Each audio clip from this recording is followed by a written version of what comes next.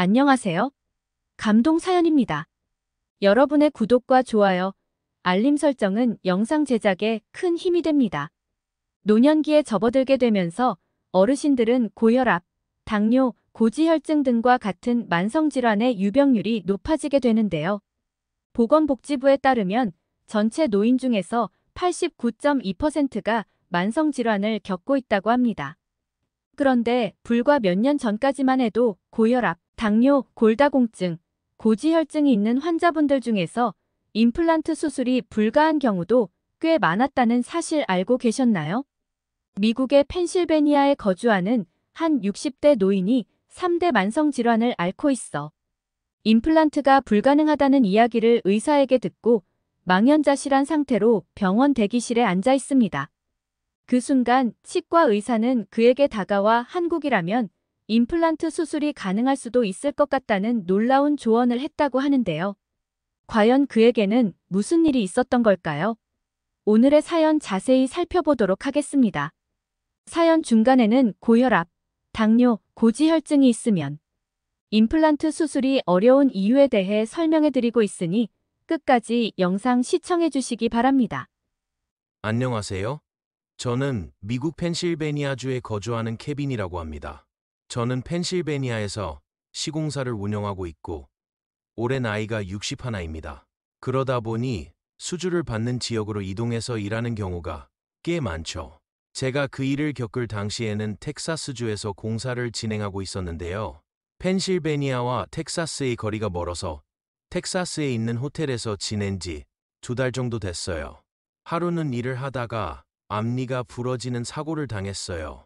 시공하는 집에 조명을 설치하고 사다리에서 내려오는데 그만 발을 삐끗해 넘어지면서 얼굴이며 다리에 상처가 크게 났어요. 입안에서 피가 많이 나길래 혀를 깨물었나 했는데 무슨 돌 같은 게 씹혀서 뱉어보니 치아더라고요. 하필이면 앞니가 빠져서 치열에 구멍이 생겼고 피가 계속 새어나왔습니다. 피가 생각보다 많이 나서 깜짝 놀랐죠.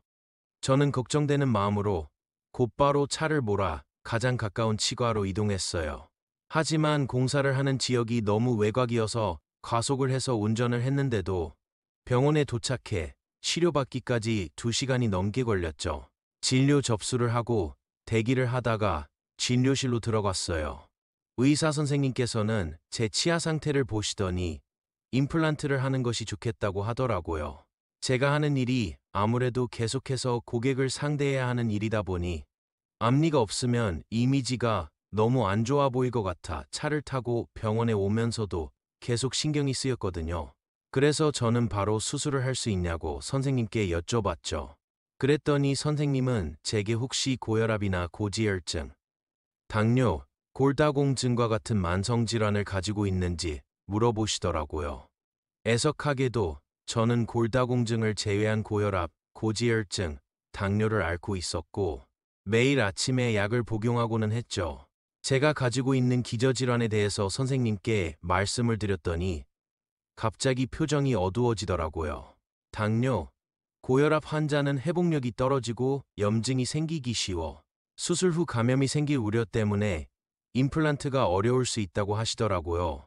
그래서 당뇨 환자는 치료가 힘든 건지 여쭤봤더니 시술 전후로 혈당 조절이 잘 되면 가능하지만 당화혈색소 6.5% 미만, 공복혈당 126 미만, 케톤 미검출 등의 조건이 충족되어야 수술이 가능하다고 하시더라고요. 그리고 당뇨병 환자가 임플란트를 건강하게 유지하려면 치료 후에도 혈당 관리에 더 많은 신경을 써야 하고 혈당 조절이 잘 안 되면 임플란트보다 의치 같은 다른 보철 치료를 고려하는 것이 좋다고까지 말씀하셨어요. 선생님 말씀을 들으니 고민이 많이 되기도 했고 제가 가지고 있는 만성질환 때문에 바로 임플란트 수술을 들어갈 수는 없어서 오늘은 임시방편으로 임시치아만 해서 넣기로 했습니다. 앞뒤 치아들이 움직일 수가 있어서 빠진 치아의 공간을 유지시켜주는 목적으로 임시치아를 해야 한다고 하더라고요. 치아와 치아 사이에 빈 공간을 채우는 정도의 치료였지만 임시치아만으로도 120달러가 청구됐어요. 한국 돈으로 약 15만 원 정도의 돈이었죠. 말 그대로 임시치아여서 견고하지 못했고 개인차가 있으나 임시치아가 오래 버티지는 못할 거라고 하시더라고요.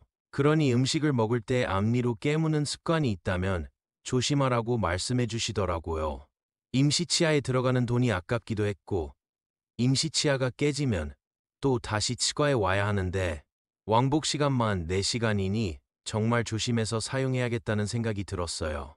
여담이지만 나중에 알아보니 한국에서는 원래 다니던 병원에서는 임시치아를 무료로 해주거나 10,000원 정도의 비용만 내면 해준다고 하더라고요. 이렇듯 한국과 비교했을 때 왜 이렇게 많은 돈이 나왔는지 궁금하실 테지만 미국은 한국과 다르게 의료보험이라는 개념이 미약하거든요. 국가에서 의료비를 보전해주지 않다 보니 약간의 질병만으로도 상당한 비용이 청구되죠. 그래서 대부분의 미국인은 간단한 몸살이나 감기는 약국에서 파는 약을 먹고 병원에 가지 않고 집에서 참는 경우가 많아요. 하지만 치과 치료는 워낙 전문성이 요구되는 데다가 전문 장비와 소재를 활용하기 때문에 자가 치료가 불가능하죠. 치통이 있는데 치과를 늦게 가면 오히려 치아 상태가 안 좋아져서 더욱더 많은 비용이 들기도 하죠. 미국은 의료비가 많이 나오다 보니 저는 사보험도 갖고 있었어요. 몸을 사용하는 일이 많은 만큼 언제 어떻게 다칠지 모르는 일이거든요. 그런데 제가 가진 보험에서 치과에 관련된 치료를 보장하지 않는다고 하더라고요. 나중에 약관을 확인해 보니 보험 설계사가 치과 치료에 대한 보장 내역은 포함시키지 않은 채로 보험을 설계했더라고요. 미국의 보험사에서는 이런 수법으로 고객에 대한 보장 내용을 줄이는 경우가 있는데 제가 제대로 걸려버렸던 거죠.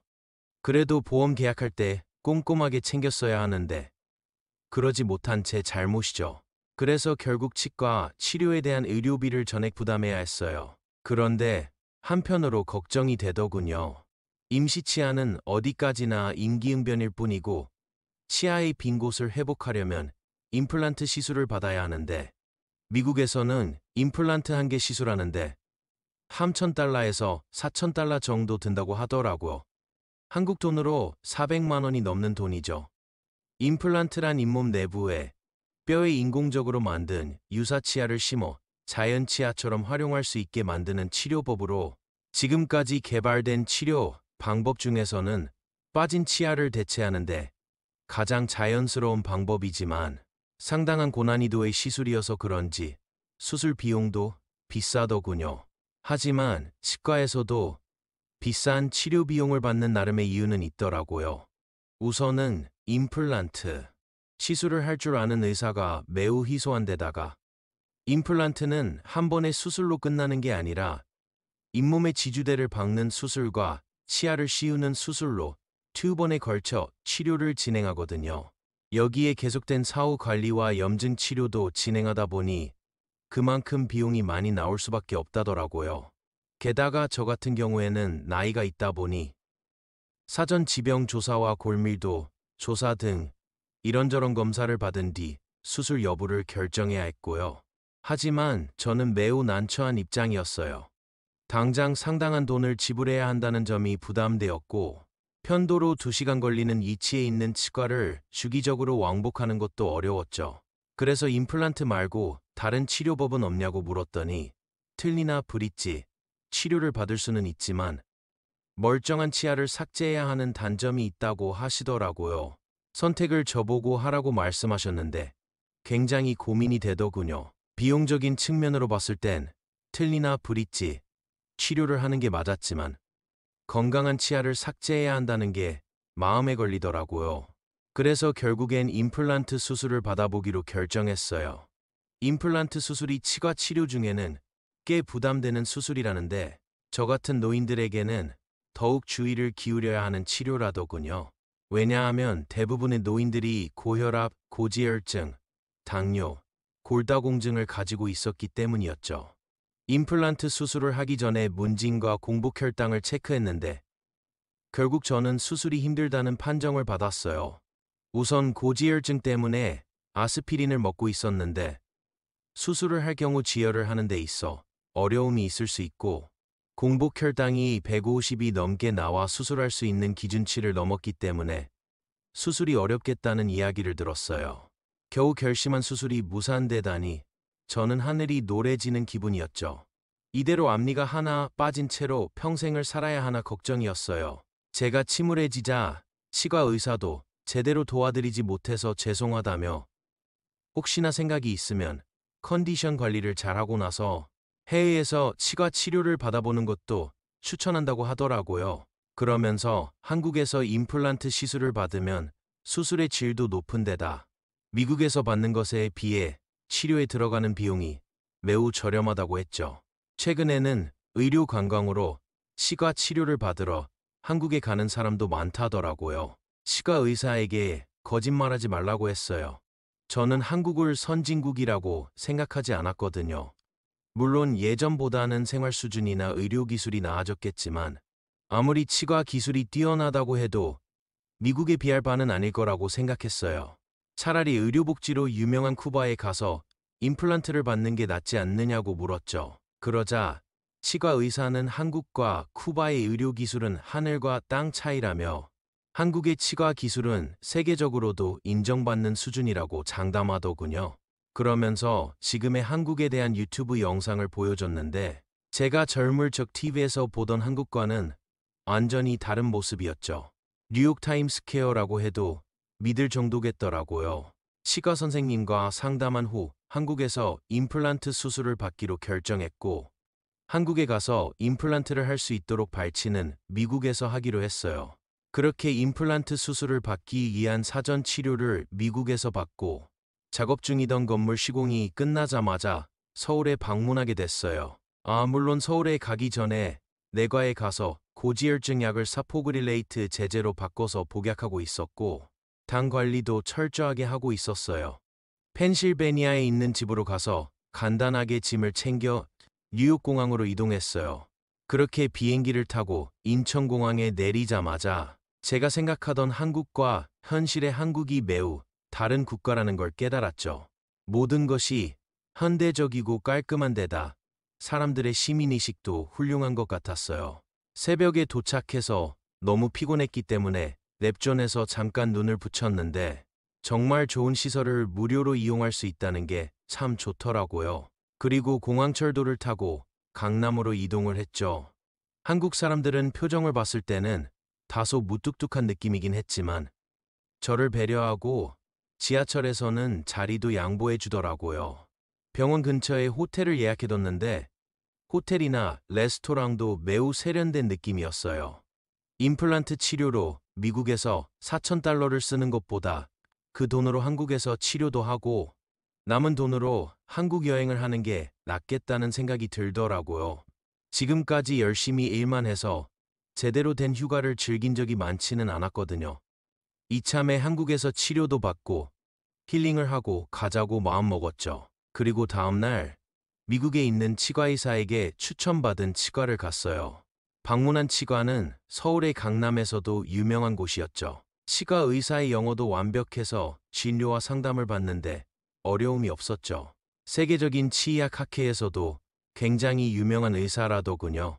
미국 병원에서 고혈압, 고지혈증, 당뇨 때문에 임플란트 수술을 받지 못했다고 하자 신체 검사 결과에 따라 증상이 심하지 않거나 혈당 관리가 가능한 상황이라면 임플란트 시술이 가능하다고 하더군요. 저 같은 경우에는 당 수치 조절 능력에 약간의 문제가 있지만 심장 질환과 같은 복합 요인이 없고 급성 감염의 가능성도 적은 편이라 임플란트 수술을 받아도 괜찮을 거라고 했어요. 다만 현재 복용 중인 고지혈증 약이 아스피린이면 출혈의 위험성을 높일 수 있어 다른 약으로 대체하여서 먹고 1~2주 뒤에 수술이 가능하다고 하셨죠. 하지만 제가 미국에서 이미 다른 제제의 약으로 바꾸어서 처방을 받아서 복용했다고 말씀드렸더니 그렇다면 바로 수술이 가능하다고 하시더라고요. 그리고 계속해서 감염 방지를 위한 병원의 자체적인 프로그램에 대해 설명해 주셨어요. 게다가 보통은 2번에 나누어 진행하는 임플란트 수술을 1회로 끝낼 수 있는 수술 기술까지 갖고 있었어요.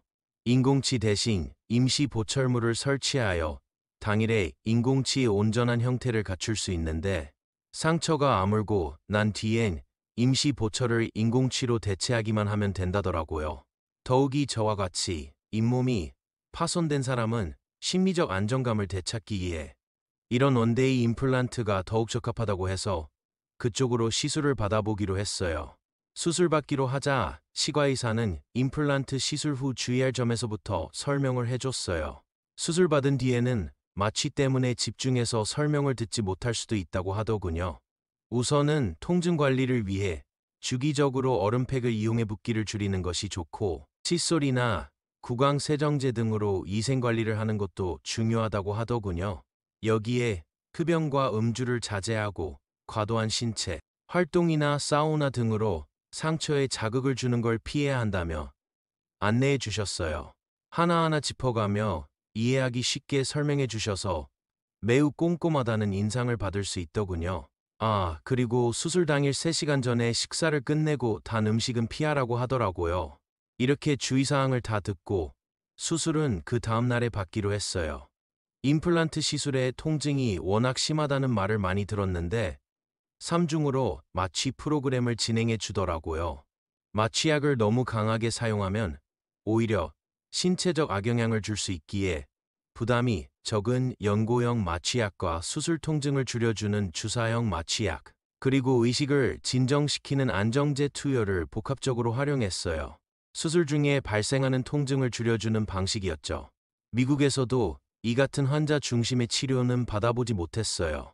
3중 마취를 받아서 그런지 수술 도중에 통증이 거의 느껴지지 않더라고요.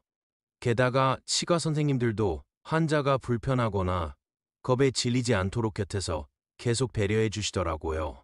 계속해서 저에게 말을 걸어주며 치료 계획과 현재 상황을 설명해 주며 진정시켜 주시고, 사용하는 장비나 기구의 목적과 기능 등을 설명해 주며 무섭게 생긴 기구들이 신체에 위협을 가하지 않을 거라고 안심시켜 주셨어요. 중간중간 응원과 격려로 제가 포기하지 않도록 배려해 주셨고, 몇 번은 농담까지 해주시며 긴장을 풀도록 도와주셨죠. 미국의 병원에서는 받아본 적 없는 따뜻한 배려였어요. 잠시 아플 테니 참으라는 식으로만 통보했었죠. 그렇게 서울에서 약 2달을 머물며 꾸준히 관리와 치료를 받았어요.